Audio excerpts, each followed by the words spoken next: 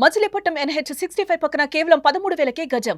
Sunny sands gated Vilas KBP developers. Pakistan పాపం త్వరలోనే పండిపోయేట్టు కనిపిస్తుంది. ఎవరు ఊహించిన విధంగా సింధు దేశ్ దుమారం పాకిస్తాన్ను చుట్టుముట్టేస్తుంది.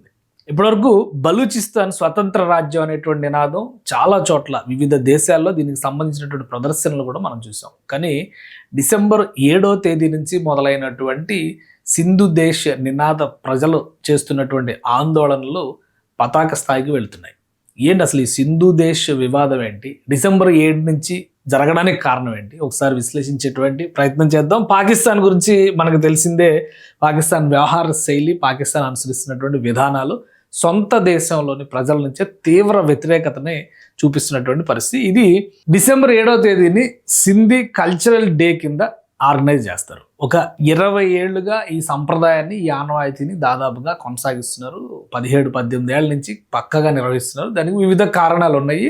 కానీ ఈ దినోత్సవాల నిర్వహణ అనేది సింధీ ప్రజల ఏకత పైన బలమైనటువంటి ప్రగాఢమైనటువంటి ముద్ర చూపిస్తుంది. మామూలుగా పాకిస్తాన్ భౌగోళిక స్వరూపాన్ని చూపిస్తే కనుక ఇది చాలా క్లియర్గా కనిపించేటువంటి పిక్చర్. ఇటు పక్కన అంతా బలూచిస్తాన్ అతిపెద్ద ప్రావిన్స్, దాని తర్వాత పంజాబ్ రెండవ అతిపెద్ద ప్రావిన్స్ అవుతుంది, మూడవది సింధ్, తర్వాత ఖైబర్ పఖ్తూన్వా, ఇక్కడ ఆక్రమిత కాశ్మీర్, ఇదంతా కూడా ఉంది. కేవలం ఈ 4 ప్రావిన్సుల సముదాయమే ఇది పాకిస్తాన్ కింద మనం చూడాలి. అయితే బలూచిస్తాన్ ఆల్రెడీ ప్రత్యేక ఆందోళన చేస్తుంది. ఇప్పుడు సింధు దేశ్ కావాలని చెప్పిన కరాచీ కీలకమైనటువంటి పోర్ట్ ఏరియా సింధు రాష్ట్రంలోనే ఉంటుంది.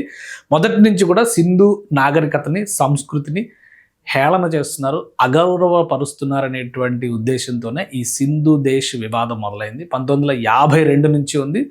బంగ్లాదేశ్ ఆవిర్భావానికి ముందర 1967లో ఒక పెద్ద ఉద్యమంగా వచ్చి చల్లబడింది. కానీ బంగ్లాదేశ్ ఆవిర్భావం తర్వాత మరొకసారి సింధీ సంస్కృతి, సింధీ భాష, సింధీ జీవనశైలి దీనికి ప్రత్యేకత ఉందంటూ ఆందోళనలు కొనసాగుతూనే ఉన్నాయి. ఇప్పుడు ఇవి పతాక స్థాయికి వెళ్ళడానికి ప్రధానమైనటువంటి కారణం గత కొంతకాలంగా కాశ్మీర్లో పంజాబీ ముస్లింల అణిచివేత, ఆధిపత్య ధోరణి ఇబ్బంది పెడుతుంది. అందుకనే free Sindhu Desh, Balochistan, Pashtunistan and Pakistani occupied Kashmir ఇవన్నీ వదిలిపెడితే మిగిలేది కేవలం పాకిస్తానీ పంజాబ్ మాత్రమే మిగులుతుంది.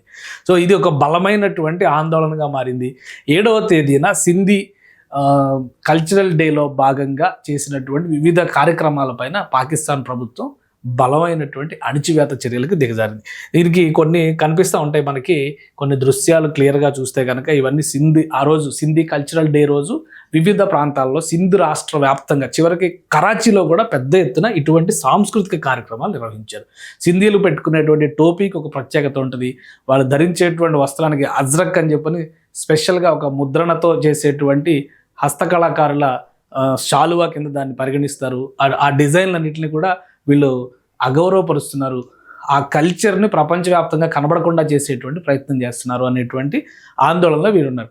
కొద్ది రోజుల క్రితం మనం కనుక గమనించి చూస్తే దేశ రక్షణ మంత్రి రాజ్నాథ్ సింగ్ ఒక కీలకమైనటువంటి వ్యాఖ్య చేశారు. రేపు సింధు ప్రత్యేకంగా విడిపోవచ్చు, భారతదేశంలో కలవనవచ్చు అని చెప్పి ఒక వ్యాఖ్య చేశారు. అది జరిగినటువంటి ఒక నెల రోజుల్లోనే ఈ పరిణామాలన్నీ సింధు దేశ్లో జరుగుతుండడం అనేది ఆసక్తికరంగా మారింది.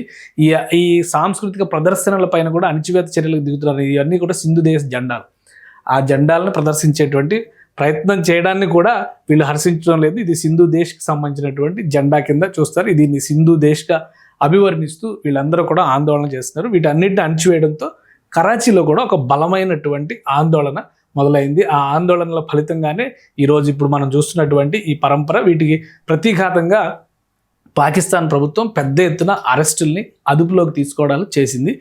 దాంతో 7వ రోజున కేవలం సాంస్కృతిక ప్రదర్శనలుగా మొదలైనటువంటి ఈ ఆందోళన కార్యక్రమాలన్నీ నిరసన జ్వాలలుగా మారిపోయాయి.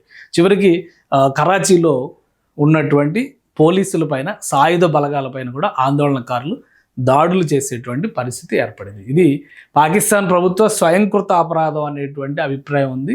పాకిస్తాన్ ప్రభుత్వానికి, అంటే పాకిస్తాన్కి ప్రెసిడెంట్గా వ్యవహరించినటువంటి అలీ జర్దారీని, గతంలో ఆసిఫ్ అలీ జర్దారీని అవమానించినటువంటి క్రమం నుంచి పుట్టిందే సింధు సంస్కృతి, నాగరికత, సింధు కల్చర్ని గౌరవించేటువంటి ఈ దినోత్సవం. సో ఇది ఒక్కొక్కటిగా అణువంతగా మొదలైనటువంటిది ఒక మహోద్యమంగా మారుతుంది. ఇది ఏ రూపు తీసుకుంటుంది, విభజన వాదం చేస్తున్నటువంటి బలూచీలకు కానీ, ఫక్తున్వా తెగకి సంబంధించినటువంటి వారితో కానీ వీళ్ళు సమన్వయం చేసుకుంటే పాకిస్తాన్లో అంతర్గత సంక్షోభం తప్పదు అనేటువంటి సంకేతాలు చాలా స్పష్టంగా కనిపిస్తున్నాయి. పాకిస్తాన్ ప్రభుత్వ దమన నీతి, సైనిక చర్య, సైనిక ఆధిపత్యం ప్రధానంగా ప్రజల నుంచి తీవ్ర వ్యతిరేకతకి కారణమవుతుందని చెప్తున్నారు. 4 రోజులు అవుతున్నా కానీ 3 రోజులుగా ఈ ఆందోళన జరుగుతూనే ఉన్నాయి. 3 రోజులు గడుస్తున్నా కానీ ఇంకా ఆందోళనలు సద్దుమణగలేదు. అక్రమంగా అరెస్టు చేసినటువంటి వాళ్ళని విడుదల చేయాలంటూ పెద్ద ఎత్తున ప్రజలు వీధుల్లోకి వచ్చి సింధు దేశ్ జెండాలు చూపించి నినాదాలు చేస్తుండడం పాకిస్తాన్ ప్రభుత్వాన్ని కంటి మీద కునుకు లేకుండా చేస్తోంది.